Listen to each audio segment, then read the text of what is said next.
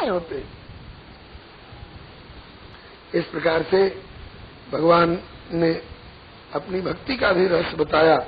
फिर इसके बाद माता जी जिज्ञासा करती हैं कि हे प्रभु, जो आपकी भक्ति तो करते ही नहीं, साधारण धर्म का भी पालन नहीं करते हैं। अरे सामान्य धर्म कहता है कि जिस माता ने तुम्हें 9 महीने गर्भ में ढोए, बुढ़ापे में कम से कम उसके लिए रोटी पानी का तो इंतजाम कर दिया करो।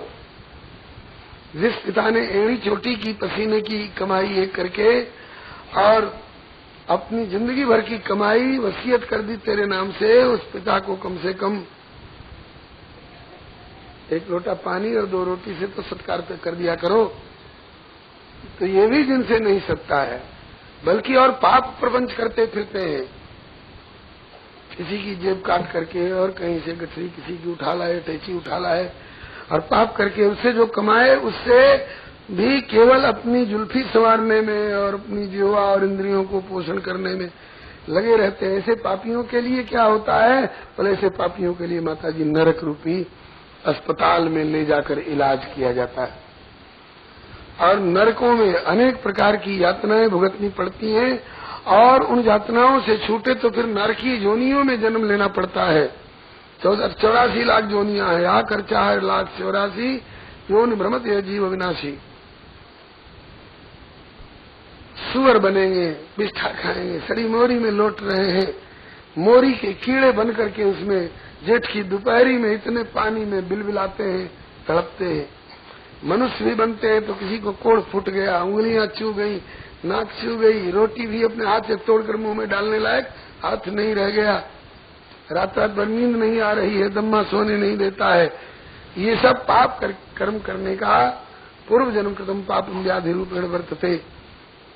और फिर अनेक योनियों में भटकते भटकते कभी भगवान जब उस पर डर जाते हैं, बहुत भटक लिया बेचारा, एक बार इसको मनुष्य का शरीर दो, देखो शायद इस बार समझ जाए। तो मनुष्य का शरीर जब देते हैं तो कैसे कैसे ये माँ के उदर में आकर के शरीर का निर्माण होता है, उस प्रक्रिया का वर्णन करते हैं।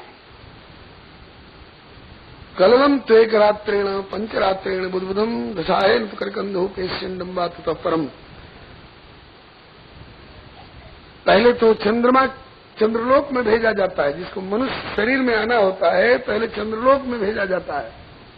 चंद्रमा की किरणों के माध्यम से आके वनस्पतियों में प्रवेश करेगा, अन्न बनेगा, फल बनेगा, पिता के द्वारा माता के द्वारा खाया जाएगा और फिर अपने पिता के शुक्र का, रेत का, वीर्य का आश्रय लेकर के माता के उदर में प्रविष्ट होता है। माता की रज और पिता का शुक्र दोनों मिलकर एक रात्रि में घोल बन जाता है, कलल। पंचरात्रि में बुद्बुदम, 5 रात्रि बीतते बीतते बबूला जैसा उठ जाता है, गोलाकार।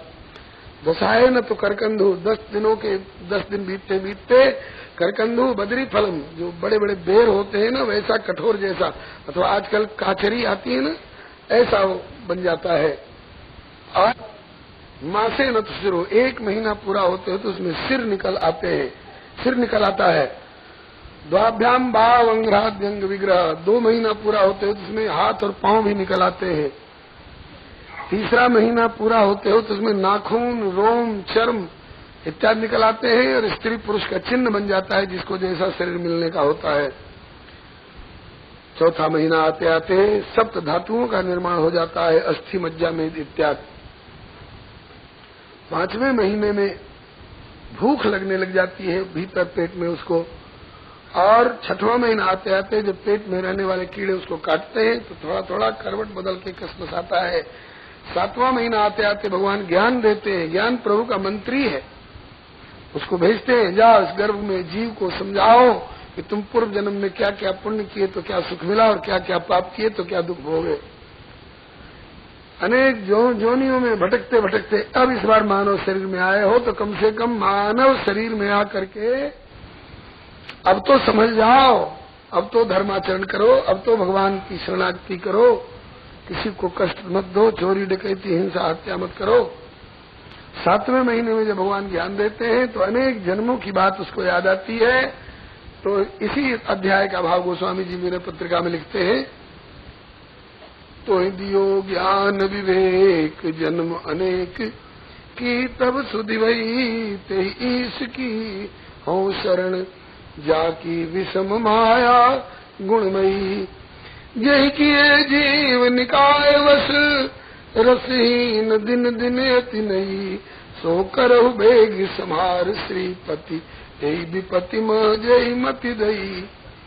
हाय प्रभु, मैं बड़ी विपत्ति में पड़ा हूँ, इस नरक कुंड से निकालो। गर्भ में बड़ा कष्ट रहता है। क्या स्थिति रहती है?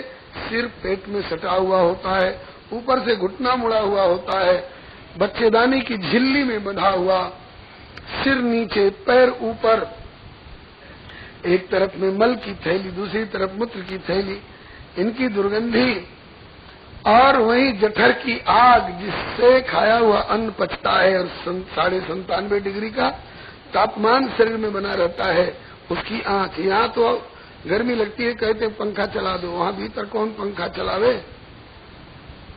और उस पर भी माँ का अगर मन ललचाया मिर्च की ओर, मिर्च खा खा करके जब निगलती है उस रस को माँ, और वो मिर्च का रस उस गर्भस्थ बालक के अंग अंग में जाकर जब लगता है, तो सारे शरीर में ऐसी जलन होती है जैसे कि आपके हाथ से छुआ हुआ मिर्च का हाथ एक बार आंख की पुतली पर चला जाए तो जलन होती है। ऐसे सारे शरीर के अंग अंग में जलन होती है।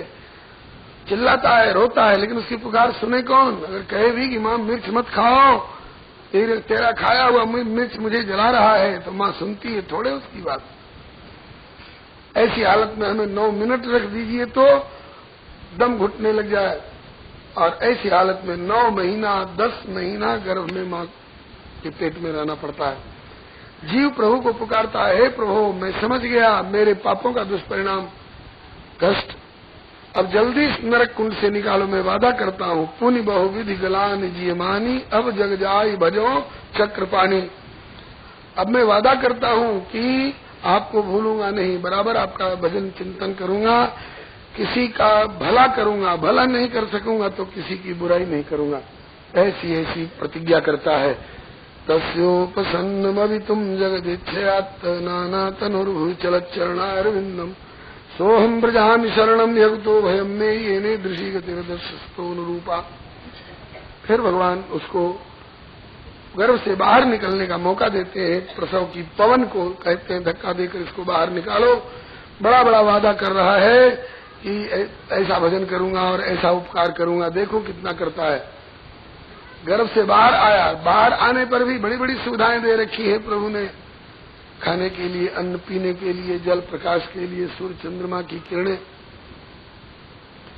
स्वाध्याय कर्तव्य ज्ञान के लिए वेद है, पुराण है, शास्त्र है। संतों को भेज भेज करके घर घर में सत्संग कराते हैं। गीता प्रेस जैसा प्रेस खोल करके 12 आने में रामायण का गुटका, 2 आने में गीता का गुटका घर घर हाथों हाथ पहुंचाते हैं।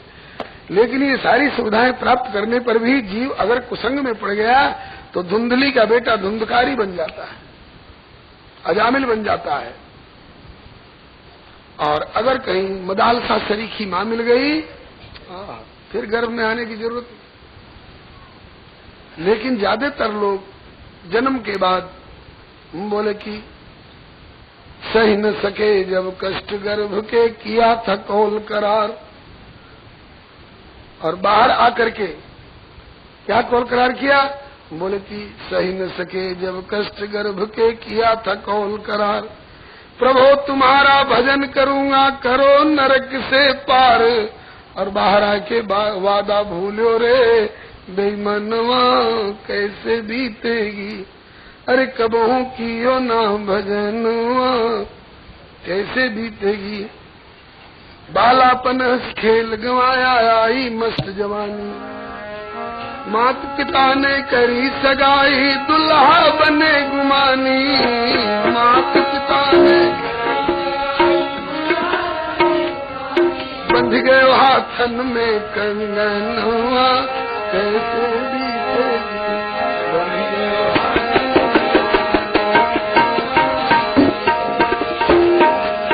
कबहू कियो ना भजनवा, कैसे निभेगी।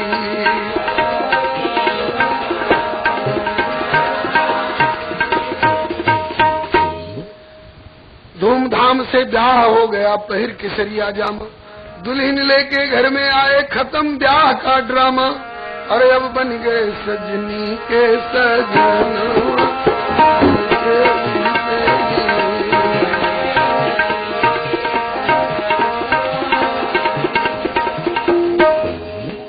एक आरा समय की बचत के लिए बीच बीच में कहना पड़ता है। यही ग्राफ बनता है, यही नक्शा बनता है ज्यादातर लोगों के जीवन का। वो परमार्थ और वादा तो भूल जाते हैं। विषयों का विष पी पी करके दिन दिन बने दीवाने। पहले बालक थे फिर बाप कहाए, अब बाबा लगे कहाने। और नियरे आए गए चौथो पनवा।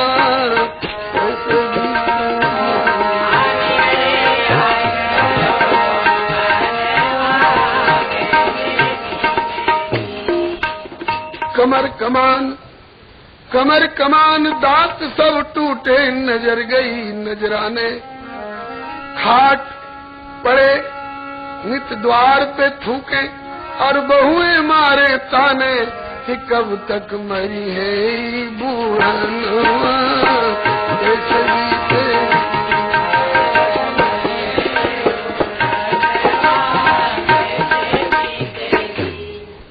अजू सोच समझ मन मूरख करता मेरा मेरा। बिना राम के भजन तुम्हारा पार लगे ना बेड़ा। अरे बहू कर ले कुछ जतनवा, तो अच्छी बीतेगी।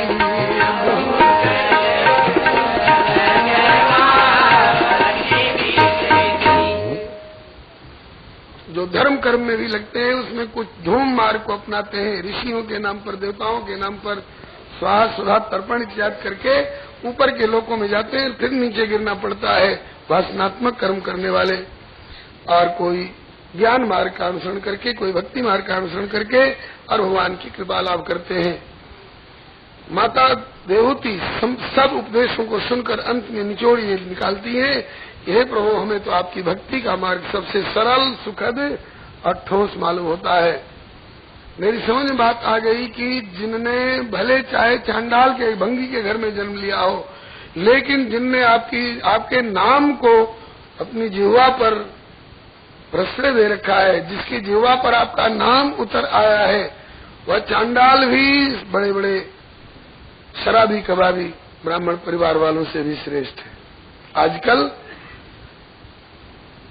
ऊंचे परिवार कहलाने वाले लोगों के यहाँ खूब धड़ल्ले से अखाद्य और अपेय सब चल रहा है। कहते हैं कि हम बहुत ऊंचे परिवार के, ऊंचे परिवार के हो तो इसीलिए बोले कहा भयो जो उच्च कुल जन्मे, जो हरि सेवा नाही। स्वपच कुनी कुलीन दास परमानंद, जो हरि सन्मुख जाई। अहोवत स्वपचो तो गरियान यज्ञ वाग्रे वर्तते नाम तुभ्यम। ते पुस्तपस्ते जोर सस्मरार्जा ब्रह्मानुचुर नाम गणंत जेते। माता जी कहती हैं कि हे प्रभु जिनने आपका नाम लिया उसने यज्ञ कर लिया, तप कर लिया, स्नान कर लिया सारे तीर्थों में, उसके लिए कुछ बाकी नहीं रहा। नाम लिया जिन सब किया, जोग यज्ञ आचार जप तप तीर्थ परसधर सबे नाम की लार, सब नाम के पीछे।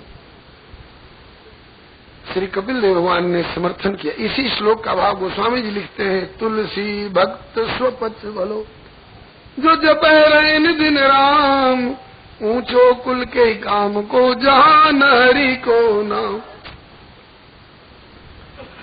श्री कपिल देव भगवान भी समर्थन करते हैं इस बात का। हाँ माता जी, मार्गे नानेन मातस्ते शिव्यनो तेन में आस्थितेन पराम का सामशिरादवरोत्स्यसि। सचमुच में माता जी इस भक्ति मार्ग से बढ़कर के सरल सुखद और ठोस दूसरा मार्ग कोई नहीं है परम कल्याण करने वाला। आप इसी मार्ग का अनुसरण करके और शीघ्र ही मेरे धाम को, मेरे चरणारविंद को स्थायी रूप से प्राप्त कर जाओगी। ऐसा कह करके माता जी से अनुमति लेकर के और श्री कपिल देव भगवान समुद्र के किनारे तपस्या करने चले गए। बोलिए श्री कपिल देव भगवान की, श्री देवहूति माता की। एक बार तो पतिदेव तो पहले जा ही चुके हैं, अब पुत्र कपिल देव जी जब ये जाने लग गए तो माता देवहूति एक बार तो घबराई। कैसे? जैसे तुरंत की ब्याई हुई गैया को उसके बछड़े से अलग करो तो हुकरती है, उसको छोड़ के जाना नहीं चाहती है, फिर लौट के आ जाती है। इसी तरह से वात्सल्यमयी जननी अपने ऐसे सुयोग्य पुत्र कपिल देव जी के बिछुड़न पर एक बार तो घबराई, लेकिन पुनः इनके द्वारा उपदिष्ट मार्ग का अनुसरण करके भक्ति करना प्रारंभ कर दिया। ठाकुर जी की सेवा, पूजा, कथा, कीर्तन, पाठ, मंत्र, जाप और उसका अर्थ अनुसंधान इत्यादि ये भक्ति की क्रियाएं अपना करके और शीघ्र ही एवं सा कपिलोक्तेन मार्गेण आचरित परम आत्मानं ब्रह्म निर्वाणम भगवंतम अवाप, भगवान को प्राप्त कर गए। उनका शरीर जो छूटा सो जैसे बर्फ की सिल्ली गल करके पानी होकर बह जाती है, ऐसे माता जी के द्वारा छोड़ा हुआ जो शरीर था वो जल की तरह प्रवाहित हो गया। अभी भी सिद्ध पद के नाम से बड़े बड़े सिद्धों के द्वारा सेवित रहता है। श्री मैत्रेय जी कहते हैं कि हे विदुर जी, एतन निगतम तातय पृष्ठवम तवानघ कपिल संवादो देहोत्यास पावना यदमनुश्रणोति यो विधत्ते कपिल मुनेर मतमात्म जो गुह्यम भगवत कृतधि सुपर्ण केता उपलब्धते भगवत पदारविंदम। आपकी जिज्ञासा के अनुसार सृष्टि विस्तार वर्णन क्रम में मैंने कपिल देव भगवान और माता देवहूति का पावन संवाद सुनाया, जिसको सुन करके गुण करके हृदय में धारण करके प्राणी सब प्रकार के बंधनों से रहित हो जाता है और अंत में भगवती कृत सुपर्ण केता उपलब्धते भगवत पदारविंदम, भगवान में मन बुद्धि प्राण अर्पण करके और गरुड़ध्वज भगवान के चरणार बिंदों को शाश्वत रूप से प्राप्त कर लेता है। आप लोगों ने तीसरे स्कंद की कथा सुनी अब तक, अब चौथे स्कंद में आपका प्रवेश होने जा रहा है।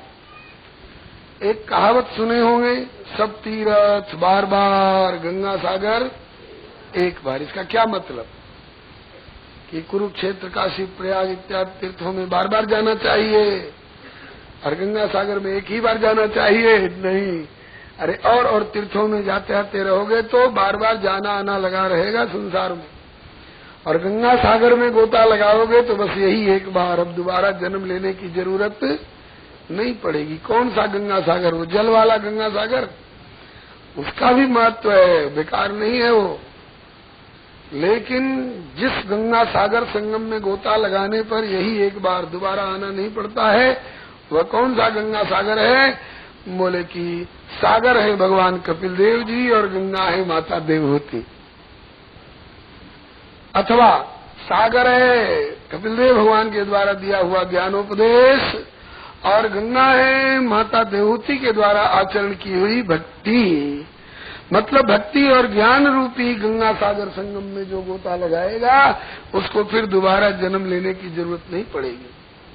अब चौथे स्कंद में श्री मनु जी महाराज की कन्याओं के वंश का विवरण, फिर इनके बड़े पुत्र उत्तानपाद के वंश का विवरण, और फिर पांचवें स्कंद में मनु जी के छोटे पुत्र प्रियव्रत जी के वंश का विवरण। श्री हरे नमः। मनोस्तु शत्रुपायाम तीसरा कन्या जगिरे आकुतिर देहोतिश्च प्रसूतिरिति विस्तृता। मनु जी की 3 कन्याएं हैं, आप जान चुके हैं। पहले आकुति, देवहूति और प्रसूति। आकुति का विवाह रुचि नाम के प्रजापति से हुआ है, जिनसे यज्ञ भगवान और दक्षिणा देवी का प्रादुर्भाव हुआ है। साक्षात लक्ष्मी नारायण भगवान ही यज्ञ भगवान और दक्षिणा देवी के रूप में प्रकट हुए हैं। देवताओं ने फूलों की वर्षा जय जयकार करी। बोलो श्री यज्ञ भगवान की जय, श्री दक्षिणा देवी की जय। ये 24 अवतार में से एक है। यद्यपि मनु जी पुत्रवान हैं, फिर भी इन्होंने यज्ञ भगवान के प्रति इतना प्यार उमड़ा कि इन्होंने शत्रुपा जी से अनुमोदन प्राप्त करके और इन्हें दत्तक पुत्र के रूप में गोद ले लिया। यज्ञ भगवान बहुत प्रिय है मनु जी। यज्ञ भगवान ने अपनी दक्षिणा नाम की पत्नी के गर्भ से 12 पुत्र उत्पन्न किए। तोष, प्रतोष, संतोष, भद्र, शांति, बृहस्पति, धनुकवि, विभु, स्वर्ण, सुदेव और रोचन। अब आगे देवहूति जी की 9 कन्याओं के वंश का वर्णन करते हैं। देवहूति जी का विवाह कर्दम जी के साथ हुआ था, आप सुन चुके हैं। 9 कन्याएं उत्पन्न हुई हैं, एक पुत्र कपिल देव जी। कपिल देव जी ने शादी ब्याह और बाल बच्चा का झंझट नहीं पाला। अभी भी विरक्त रूप में ये गंगा सागर संगम पर समुद्र के किनारे तप कर रहे हैं। बोलो श्री कपिल देव भगवान की जय। अब देवहूति जी की 9 कन्याओं का जिनके जिनके साथ विवाह हुआ था उनकी वंश परंपरा बताते हैं। श्री हरे नमः। कला नाम की जो कन्या थी मरीचि ऋषि के साथ ब्याही गई थी, जिनसे प्रजापति कश्यप और पूर्णिमा जी प्रकट हुए। पूर्णिमा के विरज और विश्वग नाम के 2 पुत्र हुए, देवकुल्या नाम की एक कन्या हुई। और कश्यप जी के द्वारा तो सारी सृष्टि में बहुत प्रजा का विस्तार हुआ है। इसका वर्णन आप 6वें स्कंद में विशेष विस्तार से श्रवण करेंगे। श्री हरे नमः। और श्री देवहूति जी की 9 कन्याओं में से दूसरी का नाम है अनसुईया। अनसुईया का विवाह चित्रकूटवासी अत्रि ऋषि के साथ हुआ था। अत्रि ऋषि ने तप किया, भगवान वर देने आए 3 रूप में, ब्रह्मा विष्णु रुद्र शिव रूप में। कहा कि कहिए अत्रि जी क्या चाहते हैं? बोले पुत्र चाहते। कैसा पुत्र चाहते? बोले आपके समान। तीनों बोले हमारे समान दूसरा कोई नहीं, इसलिए हम 3 पुत्र बन के आएंगे। ब्रह्मा जी पुत्र बन के आए तो उनका नाम हुआ चंद्रमा। विष्णु भगवान पुत्र बन करके आए, उनका नाम हुआ श्री दत्तात्रेय जी। और शंकर भगवान पुत्र बन करके आए, उनका नाम हुआ श्री दुर्वासा जी। ये अत्रि ऋषि की अनसुईया नाम की पत्नी के 3 पुत्र। अनसुईया जी ने भी भगवान से वरदान प्राप्त किया था। वो कथा और ग्रंथों में है। एक बार नारद जी ने जाकर के उसका दिया ब्रह्मा विष्णु महेश तीनों की पत्नियों को, उमा रमा ब्रह्माणी को। बोले इस समय पतिव्रताओं में शिरोमणि कही जाती है अनसुईया। इन तीनों को हुआ कि क्या हमसे भी बढ़कर के पतिव्रता है? उनकी परीक्षा की जाएगी। अपने अपने पति को भेजा, जाइए उनके पतिव्रत धर्म की परीक्षा लीजिए। तीनों आए सन्यासी का रूप धर करके। कब? जब अत्रि जी तप में लगे हुए थे। तीनों ने किवाड़ खटखटा करके हरिओम नमो नारायण की आवाज लगाई। अनसुईया जी ने किवाड़ खोले, देखा 3 सन्यासी खड़े हैं। कहिए भगवान क्या सेवा की जाए? बोले भिक्षा दो। कैसी भिक्षा लोगे? कैसी भिक्षा का मतलब ये था कि सूखा अन्न लोगे, बनी बनाई रसोई लोगे, बैठ करके भरपेट जीमोगे, मधुकरी टुकड़ा लोगे, फलाहारी हो कि अन्नाहारी हो कि पयाहारी हो, ये तात्पर्य था। इन तीनों ने सन्यासी वेश में कहा कि नग्न भिक्षा दो। नग्न भिक्षा मतलब कि वस्त्रहीन होकर के हमें जिमा दो। आश्चर्य हुआ, सन्यासी का धर्म नहीं है किसी स्त्री से बात करे। अरे कागज में बनी हुई स्त्री के चित्र की ओर भी न देखे। और आज एक प्राकृतिक नारी, पतिव्रता नारी से ये सन्यासी होकर के कह रहे हैं कि नग्न भिक्षा दो। ये कोई बनावटी सन्यासी मालूम होते हैं। ध्यान करके और समझ गए कि ये तो ब्रह्मा विष्णु महेश परीक्षा लेने आए हैं। प्रार्थना की मन ही मन, प्रभु आप ही परीक्षक बन के आए हो, आप ही शक्ति दोगे तो मैं उत्तीर्ण हो पाऊंगी। और असमंजस है इस बात का कि अगर पतिव्रता नारी पति के अतिरिक्त और किसी पुरुष के सामने नग्न होकर उपस्थित होती है तो उसका पतिव्रत धर्म जाता है और नट जाती है, भिक्षा नहीं दूंगी तो हमारे पति का तप पुण्य लेकर चले जाएंगे। दोनों की रक्षा करनी है। इसके लिए युक्ति क्या रची? अपने पतिदेव का स्मरण किया और संकल्प किया, यदि मेरा पतिव्रत धर्म सही सलामत ढंग से पालित हुआ है, जिसका अर्थ ये हुआ कि यदि मैंने मनसा वाचा कर्मणा अपने पति के अतिरिक्त किसी को पुरुष भाव से नहीं देखा, और दूसरा भाव ये कि यदि मेरी कायिक वाचिक मानसिक सब प्रकार की सेवाओं से मेरे पतिदेव मुझसे परम प्रसन्न हैं, तो ये तीनों अभी हाल के जन्मे हुए बालक सरीखे हो जाए। सती का संकल्प था, इसलिए तीनों तुरंत के जन्मे हुए बालक सरीखे हो गए।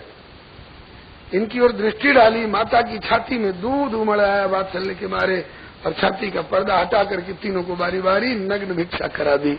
जैसे भिक्षार्थी ऐसी भिक्षा। बिना दांत के बालक के लिए दूध ही तो भिक्षा हो सकती है। नारी का दो स्वरूप होता है, पत्नी के प्रति वह पति के प्रति वह पत्नी है और पुत्र के प्रति वह माता है। यदि पुत्र को अपनी छाती का पर्दा हटा करके बेपर्द होकर के दूध पिला देती है तो इसे माता का धर्म नहीं जाता है। इस प्रकार से अपने पातिव्रत्य की भी रक्षा की और अपने पति के तप पुण्य की भी रक्षा करी सो करी। एक तीसरा काम और कर लिया, माता अनसुईया ने डाल दिया पालना, तीन देव झूली रहे बन करके लालना। माता अनसुईया ने डाल दिया पालना, झूली रहे बन करके लालना। कथाएं बहुत है, समय थोड़ा है, इसलिए एक लाइन बहुत है। दोनों भक्तवत्सल भगवान की। अत्रि ऋषि तब से उठ के आए, देखा 3 बालक पालने में झूल रहे हैं आंगन में। पूछा, देवी ये कौन है? कहा कि आपके बालक है। कहा हद कर दी, गर्भ की कोई चर्चा नहीं, बालक प्रकट कर लिए, वो भी एक नहीं, 2 जुड़वा नहीं, 3-3। सारी घटना बताई। ब्रह्मा विष्णु महेश है ये, और आए थे परीक्षा लेने के लिए। नग्न भिक्षा मांग रहे थे। आपके अतिरिक्त और किसी पुरुष के सामने नग्न होकर जाती, मेरा पातिव्रत धर्म जाता, नट जाती तो आपका पुण्य लेकर चल देते। इसलिए इनको आपके प्रभाव से संकल्प करके बालक बना लिया है और नग्न भिक्षा करा दी, दूध पिला करके मेरा धर्म भी रह गया और आपका तप पुण्य भी सुरक्षित रह गया। और जगह तो सुयोग्य पति पाकर पत्नी अपना भाग्य सराहती होगी, और आज अनसुईया सरी की पत्नी पाकर अत्रि ऋषि ने अपना भाग्य सराहा। मैं कितना भाग्यशाली हूँ जिसे अनसुईया सरी की समर्थ पत्नी मिली है, जिसने अपने पातिव्रत धर्म की भी रक्षा की और अपने पति के तप पुण्य की भी रक्षा की। उधर उमा रमा ब्रह्माणी का लोक सूना लगने लगा तो नारद से कहा, नारद जी कहाँ रह गए? बोले जहाँ भेजा है वहीं रह गए। कहा उनके बिना मेरा लोक सूना लग रहा है। कहा कि जैसे भेजा है वैसे जाके बुला लाओ, लेकिन संभल के जाना, वो तो ललना बन करके पलना में झूल रहे हैं और तुम धड़ल्ले से जाके हल्ला गुल्ला मचाओगी तो तुमको भी तोता मैना बना के पिंजड़े में बंद कर लेंगी। हाँ, जाके पहले पता लगाना कि कहाँ है। फुर्सत में हो तब तो किवाड़ खटखटाना, और भजन ध्यान में हो तो विक्षेप मत करना, नहीं तो लेने के देने पड़ जाएंगे। और जब फुर्सत में हो किवाड़ खटखटाना, पूछे कौन तो नाम मत बताना, कहना कि आपकी बहू है। अरे भाई जब बेटा बन गए तो तुम बहू तो हो ही गई। तो जब पूछे कौन तो कहना आपकी बहू है। फिर जब किवाड़ खोलकर भीतर ले ले तो घूंघट मारे हुए और अपने अंचल से उनके चरणों की धूली ले करके और माथे से लगाना, तुम्हारा सुहाग बढ़ेगा। सिखा दिया नारद जी ने। ऐसे ही गई, पता लगाया, फुर्सत में है, किवाड़ खटखटाए, पूछा कौन? कहा आपकी बहू है। आज तो आ जा, बहू है तो संकोच क्या, घर की बात है। किवाड़ खोली, इन्होंने अंचल से प्रणाम किया। इतने में अत्रि ऋषि उठ के आए तपस्या से, देवी ये कौन है? कहा कि आपकी बहू है। कहा कि हद कर रही तुम, हद कर रही तुमने। गर्भ बिना गर्भ के 3-3 बालक एक साथ प्रकट किए, बालक हाथ हाथ भर के, और साथ साथ आपकी बहू बुलाए ली। पुआ न पापरी झट बहू आपरी, और वृंदावन बिहारी लाल। फिर सोचा कि सास बहू के बीच में बड़े बूढ़े का क्या काम, ये खिसक गए, भजन पे लगे। पूछा अनसुईया जी ने कैसे आई हो? कहा कि उनको लेने के लिए। कहा उठाओ ले जाओ। कहा कि अब ज्यादा फजीता मत करो, नहीं तो रास्ते में नारद बैठा है, हल्ला मचाएगा। देख लो दुनिया वालों, ऐसा दुल्हा दुल्हन की जोड़ी तुमने नहीं देखी होगी। हाथ हाथ भर के दुल्हा और साथ साथ हाथ की दुल्हन, और अपने अपने दुल्हा को गोदी में ऐसे लेके जा रही जैसे अपने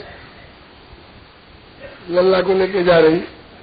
बोलो जुगल सरकार की।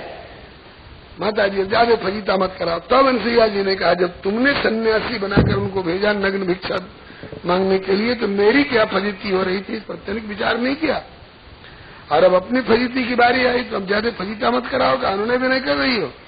ठीक है, पतिव्रता है, पतिव्रता शिरोमणि बनी रहो, लेकिन अपने पातिव्रत धर्म पालन के साथ साथ और बहू बेटियों और माँ बहनों का थोड़ा, इनका भी धर्म पालन का ख्याल रखो। अपना पेट भर लेना तो सब जानते हैं, सुअर कुत्ते भी जानते, औरों के भी धर्म का थोड़ा ख्याल रखो। कहा ठीक है, भूल हो गई, अब ऐसा नहीं करेंगे। कहा कि तो बोलो क्या चाहती हो? कहा कि अब जैसे पहले थे वैसे हो जाए। पुनः संकल्प किया, यदि मेरा पातिव्रत धर्म से ही सलामत पालित है, यदि हमारे कायिक वाचिक मानसिक सेवाओं से मेरे पतिदेव परम संतुष्ट हैं, यदि मैंने अपने पति के अतिरिक्त किसी पुरुष को पुरुष भाव से नहीं देखा हो, तो ये तीनों तुरंत अपने पूर्व स्वरूप में उपस्थित हो, फिर ब्रह्मा विष्णु महेश के रूप में प्रकट हो गए। यह है सती का संकल्प का प्रभाव। श्री हरे नमः। और अपनी अपनी शक्तियों से संयुक्त होकर के बोले कि हम आपके इस पातिव्रत धर्म पालन से बहुत प्रसन्न हैं, वर मांगिए। तो इन्होंने कहा कि अभी तो हमने जबरन आपको पुत्र बनाया था थोड़े दिनों के लिए, और अब अपनी राजी राजी आकर के मेरे पुत्र बनकर के मेरे उधर से पैदा हो प्रकट होइए।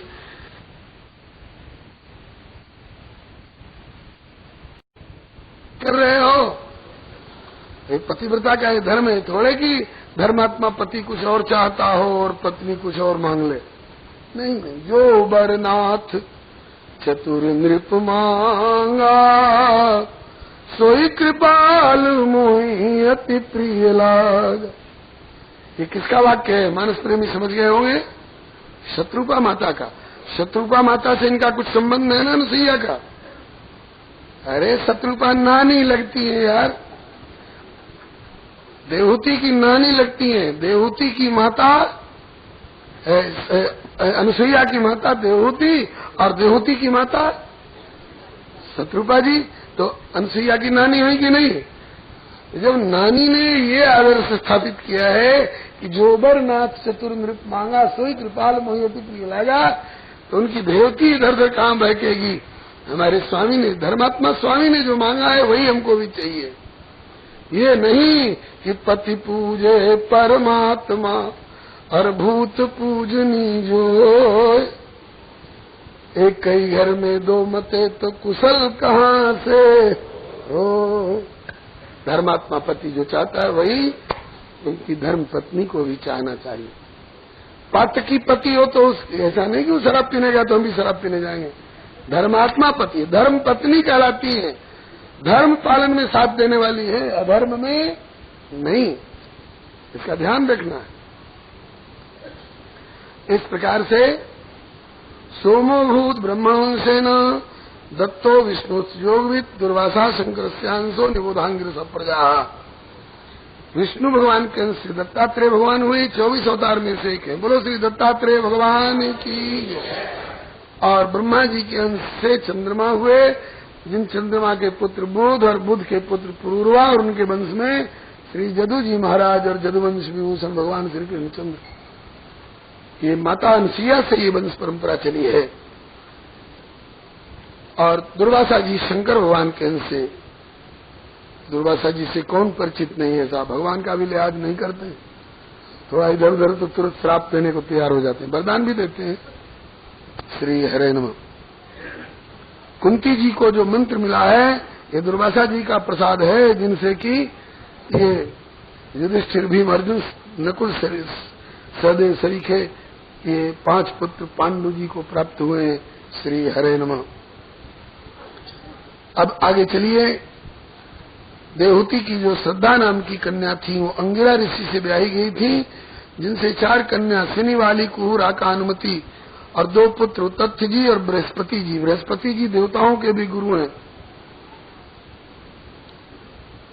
और हविर्भु नाम की कन्या जो थी उनका विवाह पुलस्त जी के साथ हुआ, जिनसे महातपस्वी विश्रवा जी और अगस्त जी का प्रादुर्भाव हुआ।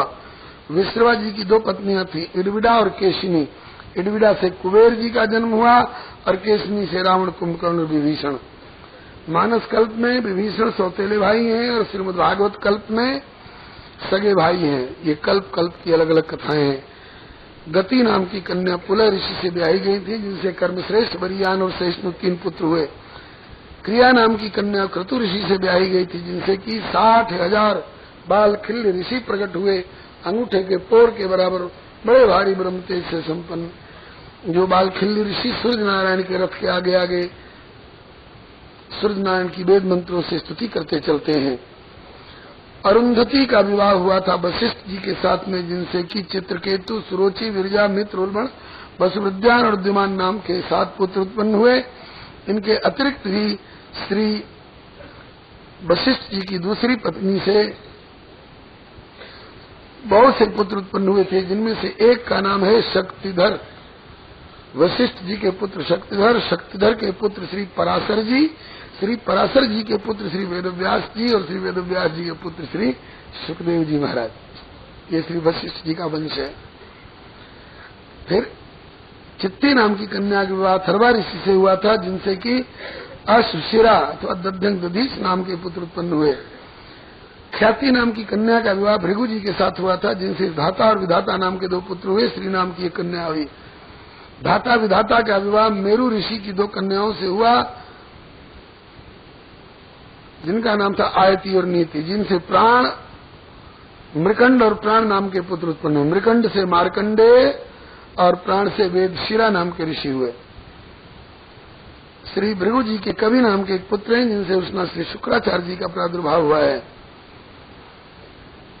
और अब तक आप लोग मनु जी की 2 कन्याओं के वंश का वर्णन सुन रहे थे। अब मनु जी की तीसरी कन्या प्रसूति देवी, जिनका नाम है, इनका विवाह दक्ष प्रजापति के साथ हुआ है, जिनसे 16 कन्याएं उत्पन्न हुई हैं। उन 16 कन्याओं में से 13 कन्याएं धर्म के साथ ब्याही गई हैं। ये धर्म ब्रह्मा जी के वक्षस्थल से प्रकट हुए हैं। तो दक्ष प्रजापति की अथवा प्रसूति की जो 16 कन्याएं हैं, उनमें से 13 कन्याएं धर्म के साथ ब्याही गई हैं। उनके नाम है श्रद्धा, मैत्री, दया, शांति, तुष्टि, पुष्टि, क्रिया, उन्नति, बुद्धि, मेधा, तितिक्षा, हरि और मूर्ति। इनमें से 12 पत्नियों से एक एक पुत्र और 13वीं मूर्ति नाम की पत्नी के गर्भ से 2 पुत्र उत्पन्न किए। इनके नाम दिए गए हैं श्रद्धा नाम की पत्नी से शुभ, मैत्री से प्रसाद, दया से अभय, शांति से सुख, तुष्टि से मोद, पुष्टि से अहंकार, क्रिया से योग, उन्नति से दर्प, बुद्धि से अर्थ, मेधा से स्मृति, तितिक्षा से क्षेम, हरि मन लज्जा से प्रश्रय अर्थात विनय नाम का पुत्र हुआ। मूर्ति देवी के गर्भ से 2 पुत्र उत्पन्न हुए, नर और नारायण। इनको हम लोग आजकल बद्री नारायण भगवान कहते हैं। ये 24 अवतार में से एक है। बोलिए श्री नर नारायण भगवान की जय, श्री बद्री नारायण भगवान की जय। 2 भैया हैं, नर और नारायण। बद्री नारायण क्यों कहते हैं? जैसे वृंदावन में विहार करने वाले को वृंदावन विहारी श्री कृष्णचंद्र कहते हैं, ऐसे बदरी वन में विहार करने वाले को बदरी वन विहारी नारायण। जहाँ ये तप करते हैं वहाँ बदरी का जंगल, बदरी मन बेर, बेर के जंगल, तो बदरी के वन में विराजमान होने के कारण बदरी वन विहारी नारायण। अब इतना लंबा नाम लोग नहीं ले पाते हैं, इसलिए बदरी नारायण कहते हैं। नाम है नर और नारायण, 2 भैया। 2 भाई के रूप में क्यों प्रकट हुए? जरूरत थी। एक सहस्त्र कवची नाम का राक्षस पैदा हुआ था सूर्य नारायण की आराधना करके, और 1000 दुर्भेद्य कवच अपने शरीर में प्राप्त कर चुका था, और मांगा था कि जो 10,000 वर्ष हमसे लड़े वो एक कवच तोड़े, और जो एक कवच तोड़े उसकी मृत्यु हो जाए। जो कवच तोड़े उसकी मृत्यु हो जाए। उसने सोचा कि ऐसे दुर्भेद्य कवच 10,000 वर्ष लड़के तोड़ने वाला पैदा ही नहीं होगा। कोई पैदा हुआ भी तो एक कवच तोड़ने के बाद उसका मृत्यु हो जाएगी, बाकी तो सुरक्षित रहेंगे। जब वरदान मिल गया तब तो बड़ा भारी उद्दंड होकर के देवताओं को और संतों को, वेदों को, गौओं को, सज्जनों को सताने लगा। सबने पुकार की, भगवान ने कहा ठीक है मैं प्रकट होऊंगा, इसको मारूंगा।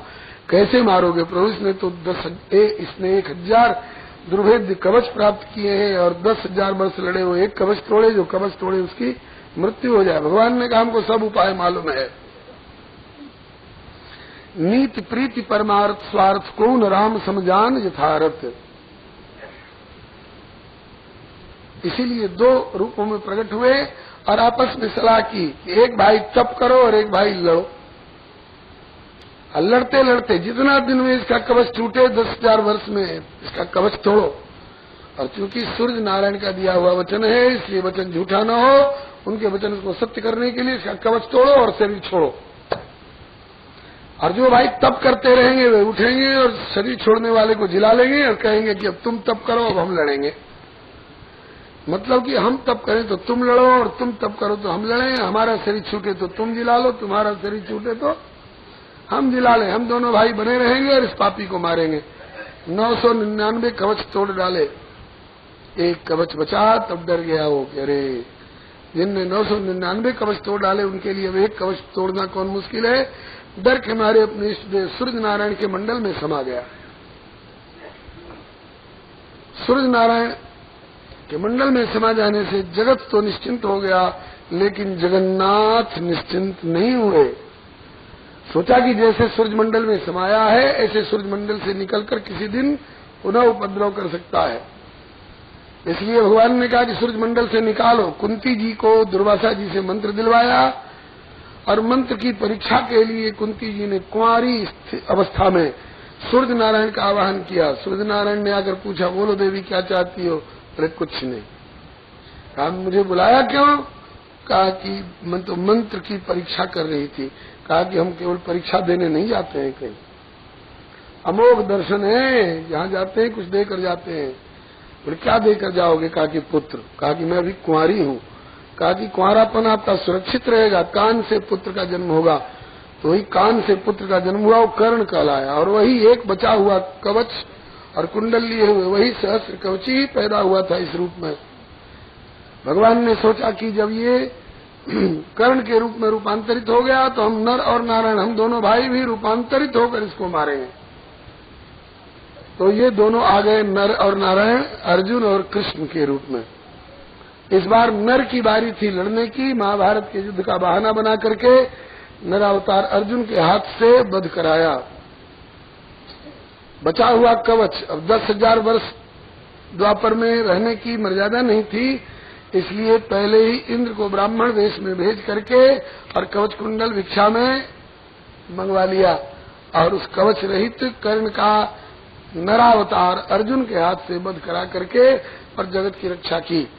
जिस घटना को वर्णन करने में हमें 10 मिनट लग गए होंगे, गोस्वामी तुलसीदास जी ने एक पंक्ति में वर्णन कर दिया। नर नारायण सरिस सुभ्राता, नर नारायण सरिस सुभ्राता, जगपालक विशेष जन त्राता, जगपालक विशेष जन त्राता। नर नारायण भगवान तप कर रहे थे। एक बार, अभी भी तप कर रहे हैं हिमालय में। एक पर्वत शिखर पर नर और एक पर्वत शिखर पर नारायण। जो लोग बद्रीनारायण भगवान का दर्शन करने जाते हैं वहाँ के तीर्थ पुरोहित बताया करते हैं ये नर भगवान का पर्वत है और नारायण भगवान का पर्वत है। दोनों भाई दोनों पर तप कर रहे हैं। इंद्र इनकी तपस्या देख करके डर गए कि तपस्या से कहीं हमारा इंद्रासन न ले ले। इनके तप में विघ्न करने के लिए इंद्र ने अप्सराओं को भेजा, कामदेव को भेजा, लेकिन उनकी दाल नहीं गली। जिनके स्मरण मात्र से और लोग भी निष्काम हो जाते हैं, उनके हृदय में ये क्या विकार उत्पन्न कर सकेंगे। डर गए वे सब कि अरे तू भगवान है, हमने इनकी तपस्या भजन में विघ्न करके बड़ा भारी अपराध किया। आके क्षमा याचना करने लग गए। भगवान नारायण ने कहा कि तुम्हारा कोई दोष नहीं, तुम तो इंद्र के भेजे आए हो, बेचारा अपनी आदत से लाचार है, क्या करे। गोस्वामी जी ने तो कुत्ते की उपमा दी है। सूख हाड़ ले भाग सट, स्वान निरख मृगराज, छीन ले जन जान जड़ तीन सुरपति न लाज। तुम लोगों ने मेरे सामने नृत्य गान करके कला प्रदर्शन किए हैं, तो हम तुमको दंड क्यों देंगे। एक राजा के सामने कोई कलाकार नृत्य कला दिखाता है तो इनाम पाता है, और हम जगदीश्वर हैं, हमारे सामने तुमने कला प्रदर्शन किए तो दंड क्यों देंगे, हम पुरस्कार देंगे। पुरस्कार में अपने संकल्प से उर्वशी नाम की अप्सरा को रच करके प्रकट करके ले जा दे देना, इंद्र को कह देना, उसके स्वर्ग की शोभा बढ़ाने वाली होगी। इस घटना से इंद्र को चुनौती दी कि अरे इंद्र तू अपने स्वर्ग की साधारण अप्सराओं को भेज करके हमें क्या डिगाएगा। उर्वशी सरीखी अप्सरा हम अपने संकल्प से रच दें जैसी तुमने सपने में कभी देखी नहीं होगी। इंद्र लज्जित हुए। बोलिए श्री नारायण भगवान की। मनु जी की छोटी बेटी प्रसूति का वंश वर्णन सुन रहे थे ना, 16 कन्याएं थी जिनमें 13 का ब्याह धर्म से इनका वंश वर्णन सुन चुके। 14वीं का नाम स्वाहा देवी। स्वाहा देवी का विवाह अग्निदेव के साथ हुआ है, जिनसे कि पावक, पौमान और सुचि 3 पुत्र हुए हैं। इन तीनों का विवाह हुआ तो तीनों ने 15 पुत्र पैदा किए, जो 15 थी 45 और 3 ये पावक, पौमान, सुचि 48 और एक साक्षात अग्निदेव स्वाहा के पति। तो 48 और एक 49 प्रकार की अग्नि का वर्णन आपने सुना। ऐसे ही पवन देव ही 49 भैया हैं। 49 मर्दगणों की कथा आप 6वें स्कंद में सुनेंगे। 59 व्रत के प्रसंग में हरि प्रेरित ही अवसर चले मरुत 49 प्रकार की अग्नि का वर्णन आपने 4थे स्कंद में सुना। 49 प्रकार के पवन का वर्णन आप 6ठे स्कंद में सुनेंगे। 14 कन्याओं का वर्णन सुन चुके। 15वीं का 13 का सुन चुके। 13 का तो धर्म के साथ, 14वीं अग्नि के साथ में, और 15वीं का विवाह हुआ था पितृगणों के साथ में, जिनका नाम है स्वधा देवी। इनसे धारिणी और वयुना नाम की 2 कन्याएं उत्पन्न हुई हैं, जो ब्रह्म विद्या में बड़ी पारंगत हैं, ब्रह्म विद्या का उपदेश करती हैं। 16वीं कन्या प्रसूति की 16वीं कन्या का नाम है सती देवी। सती देवी का विवाह भगवान शंकर के साथ हुआ था। इनसे कोई संतान नहीं उत्पन्न हो सकी। संतान उत्पन्न होने के पहले ही सती ने अपना शरीर का परित्याग कर दिया। क्यों? बोले कि सती के पति शंकर जी और सती के पिता दक्ष प्रजापति, इन दोनों ससुर दामाद में कुछ अनबन खटपट हो गई। इससे सती ने अपना शरीर त्याग दिया। इस पर विदुर जी जिज्ञासा करते हैं कि भवेशीलवताम श्रेष्ठे दक्षो दोहित्रवत्सल विद्वेषमकरोत कस्माद अनादृत्यात्मजाम सती। इस ससुर और दामाद के खटपट में सती को शरीर क्यों छोड़ना पड़ा, और शंकर जी तो जगदीश्वर हैं, उनसे विद्वेष क्यों किया दक्ष प्रजापति ने? ये कथा विस्तार पूर्वक सुनाइए। तब श्री मैत्रेय जी कहने लग गए, ब्रह्मा जी ने कई लोगों को प्रजापति की पदवी दी थी। कर्दम जी प्रजापति हैं, वशिष्ठ जी प्रजापति हैं, कश्यप जी प्रजापति हैं, विश्वकर्मा प्रजापति हैं, पंचजन प्रजापति हैं। प्रजापति बहुत हुए, सोचा कि सब प्रजापतियों का एक नायक, मुखिया भी होना चाहिए। तो मुखिया कौन बनेगा? और प्रजापतियों का नायक बना दिया दक्ष को। देखा विधि विचार सब लायक, दक्ष कीन प्रजापति नायक। और प्रजापति और दक्ष प्रजापति नायक, इस अधिकार की प्राप्ति से इनको अभिमान हो गया। एक बार ब्रह्मा जी के दरबार में सभा होने वाली थी प्रजापतियों की, और लोग पहले आ गए थे और दक्ष सबसे पीछे आए, इसलिए कि मैं जब जाऊंगा तो सब उठ के खड़े हो जाएंगे, मेरी शान शौकत बढ़ेगी। और लोग खड़े हुए, केवल 2 व्यक्ति नहीं खड़े हुए, ऋते विरंचम सर्वम च। ब्रह्मा जी और शंकर जी नहीं खड़े हुए। ब्रह्मा जी के नहीं खड़े होने पर ये नाराज नहीं हुए, क्योंकि ब्रह्मा जी तो हमसे भी ऊंचे पद पर है, परमेष्ठी पद पर, ये हमारे पिता हैं, कोई बात नहीं। ये शंकर क्यों नहीं खड़ा हुआ? ये तो मेरा दामाद है, मेरी सती नाम की बेटी इसके साथ ब्याही है। दामाद तो बेटा और शिष्य के बराबर होता है। ये ईश्वर वाला भाव तो भूल गए और दामाद समझ करके इनको गाली देने लग गए। मैंने बड़ी भारी भूल की जो ब्रह्मा के बहकावे में आकर के इस बंदर सरीखी आंख वाले शंकर को मैंने अपनी मृगलोचनी बेटी ब्याह दी, बड़ी गलती की। शंकर जी की आंख खुली। शंकर जी खड़े क्यों नहीं हुए? 2 भाव है। एक तो ये कि तुम अगर प्रजापति नायक हो तो हम तो विश्वनाथ हैं, तुम अपने आने पर हमको खड़ा करने की नीयत रखोगे, तेरे आने पर अगर हम खड़े हो जाए तेरा विनाश हो जाएगा। और दूसरा भाव ये कि शंकर जी को तो जहां थोड़ा अवकाश मिला है तो अपने प्रभु के ध्यान में मग्न हो जाते, इनको क्या पता कौन आ रहा है कौन जा रहा है। शंकर जी तो अपने प्रभु के ध्यान में मगन थे। जब दक्ष प्रजापति ने गाली गलौज शुरू किया, शंकर भगवान का ध्यान छूटा। कहा क्यों, क्या हल्ला गुल्ला हो रहा है? बोले आपके ससुर साहब नाराज हो रहे हैं। बोले क्यों? कहा कि आप उठ के खड़े क्यों नहीं? कहा कि भाई हम तो अपने प्रभु के ध्यान में थे, हमें क्या पता कौन आ रहा है कौन जा रहा है। चलो इतनी सी बात पर नाराज हो रहे हैं तो लो अब खड़े हो जाते। खड़े हो गए, फिर भी दक्ष का क्रोध शांत नहीं हुआ, गाली गलौज करने लगे। शंकर जी ने सोचा कि इनका पारा चढ़ रहा है तो मुंह से गाली निकल रही है, और कहीं हमारा पारा चढ़ जाए और तीसरी आंख खुल जाए तो आग बरसेगी और इनकी हड्डी तक का पता नहीं रहेगा। तो चलो, ये दामाद को गाली दे करके ये बदनाम हो रहे हैं तो हो रहे हैं, मैं ससुर को जला करके क्यों बदनाम हूं? ऐसी जहां झगड़े तकरार की संभावना हो वहां टिकना ठीक नहीं रहता है, खिसक जाओ। शंकर जी तो वहां से उठे और चुपके से चल दिए, बकते रहो गाली। आवत गारी एक है पलटत होए अनेक, कहे कबीर मत पलटिए, तो वही एक की एक। शंकर जी चले गए, उसके बाद भी दक्ष प्रजापति का क्रोध शांत नहीं हुआ। अब तक गाली दे रहे थे, अब साप दे दिया। अयम तु देव यजन इंद्रोपेन्द्राधिर्भव सभागम न लभताम देवर देवगणाधमा। मैं साप देता हूं कि यज्ञ में देवताओं के साथ इसको सुच्ची सामग्री, इसको भाग नहीं मिलेगा। यज्ञ में देवताओं के साथ इसको भाग नहीं मिलेगा। इसके बाद शंकर जी तो जा चुके थे, लेकिन शंकर जी के गण नंदी जी अभी विराजमान थे वहां गतिविधि देखने के लिए। नंदी जी ने भी साप दे दिया कि देखो हमारे स्वामी विश्वनाथ कितने प्रशांत, इसको नष्ट करने की क्षमता होते हुए भी गम खा करके निकल गए, और ये उनको श्राप दे रहा है, यज्ञ भाग से वंचित कर रहा है।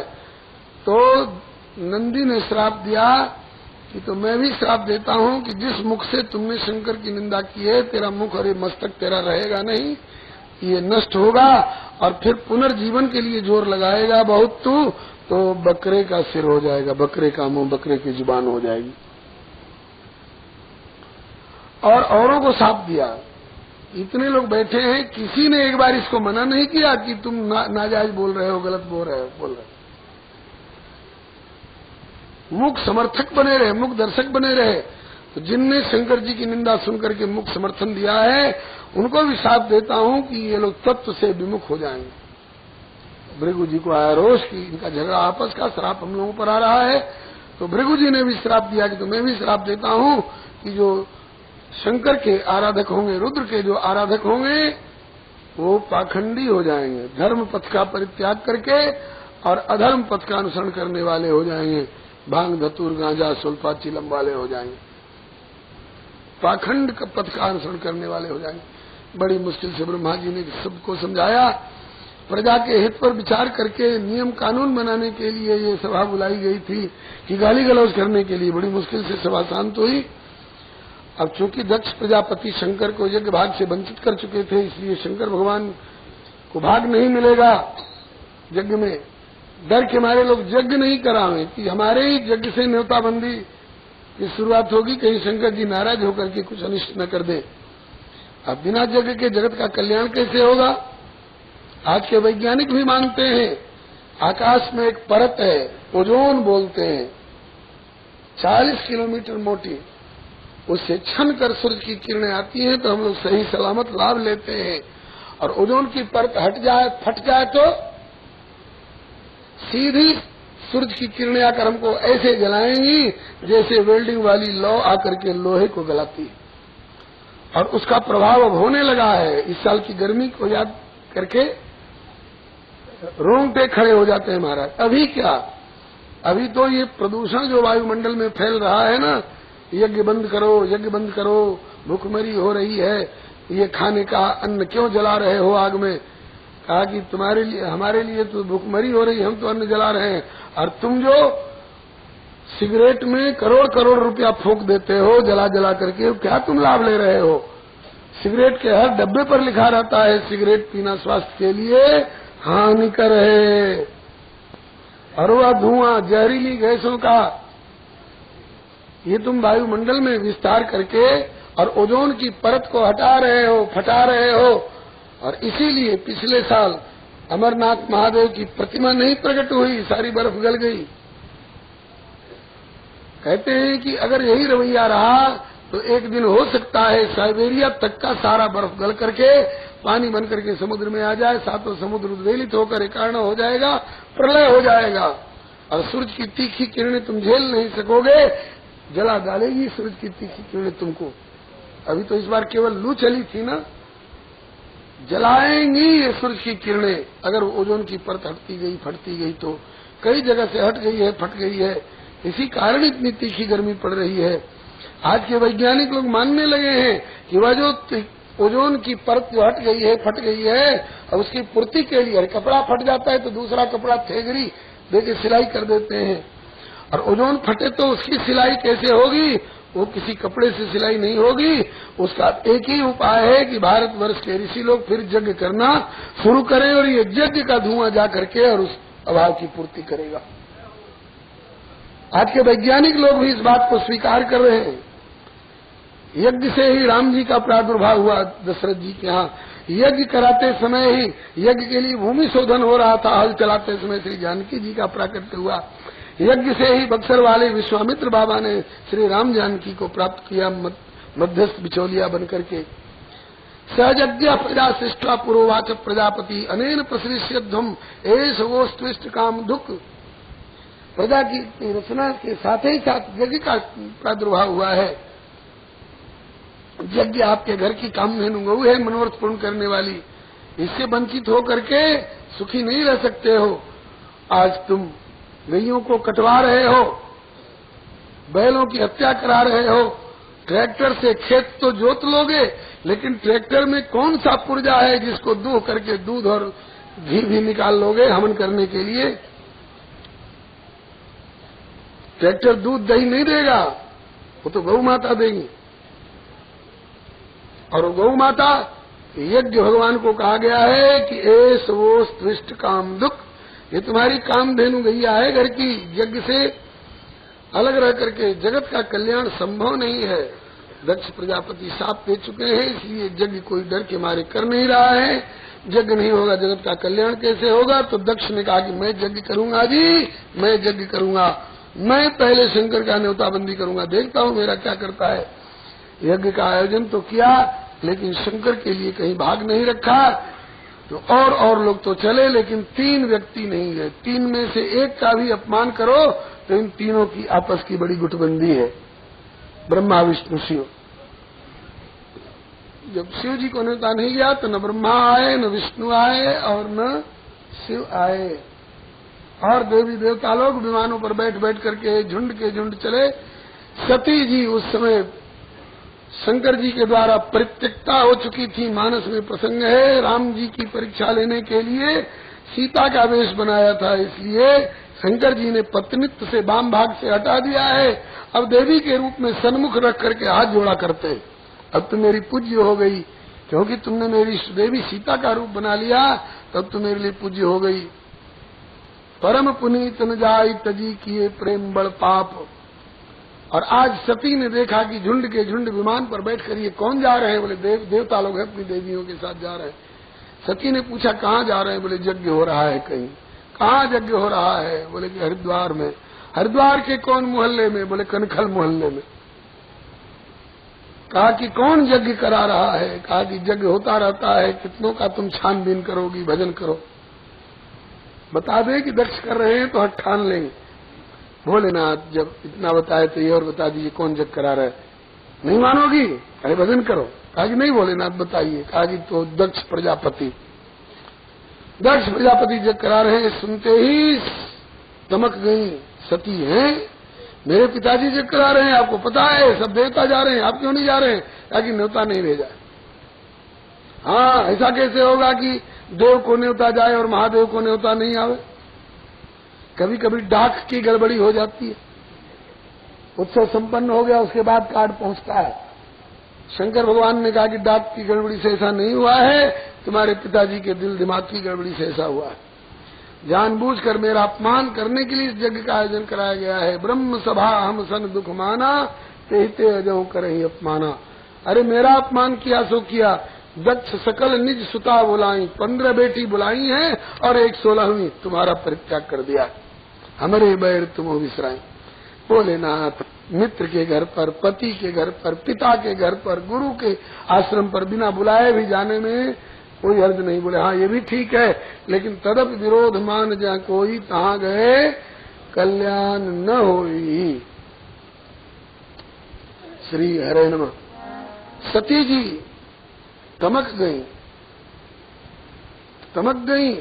हाँ, आपको क्या पता किसी नारी के हृदय पर क्या बीतेगी अगर पता चल जाए कि हमारे पिताजी के यहाँ हमारे पियर में यज्ञ हो रहा है, हमारी बहनें आई होंगी, हमारे जीजा जी लोग आए होंगे, हमारे बहन बेटा लोग आए होंगे, सबसे मिलना जुलना हो जाता। आप तो भजनानंदी तपोधन बाबा जी ठहरे, आपको क्या पता कि इस बात सुनकर के मेरे हृदय पर क्या बीत रही है।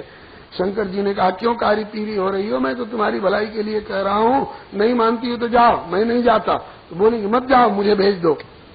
इतनी तक पर बात चली आई। शंकर जी ने गणों से कहा कि मेरे पास दूसरी कोई सवारी नहीं, मेरे बैल पर बिठाओ और ले जाओ। इनके व्यवहार का कोई सामान यहां मत रहने देना, इनका कपड़ा लत्ता गहना आईना कंघी सिंदूरदान श्रृंगार पेटी तोता मैना सब ले जाओ इनका। क्यों जाकर के शरीर छोड़ेंगे, बच के वहां से आने वाली नहीं है। और इनके शरीर छोड़ने के बाद इनके व्यवहार की कोई वस्तु यहाँ रहेगी, मेरी दृष्टि पड़ेगी तो इनका विरह उद्दीप्त होगा, मेरे भजन में विक्षेप होगा। इनको प्राण देना मंजूर है तो हम अपने भजन में विक्षेप क्यों करावें इनके चलते। इसलिए इनका सारा व्यवहार का सामान ले जाओ। गणों ने पहुंचा दिया और वहां जाने पर सती का जो अपमान हुआ और उन्होंने योग अग्नि के द्वारा प्राणों का परित्याग किया है। हरियाणा के किसी प्रेमी ने गाया, दगा किसी का सगा नहीं आजमा के देख ले, बिना बुलाए आदर ना कोई जाके देख ले। दगा किसी का सगा नहीं आजमा के देख ले, बिना बुलाए आदर ना कोई जाके देख ले। दगा किसी का सगा नहीं पर उदाहरण है। दगा किया दुर्योधन ने पांडव के संग में, भीमसेन को जहर खिलाकर डाला गंग में, झूठ कपट से राज्य ले लिया भरा उमंग में, हुआ नतीजा बुरा मरे कौरव रण रंग में। क्योंकि बेईमानी का वृक्ष बुरा है लाके देख ले, इसका फल कड़वा होता कोई खा के देख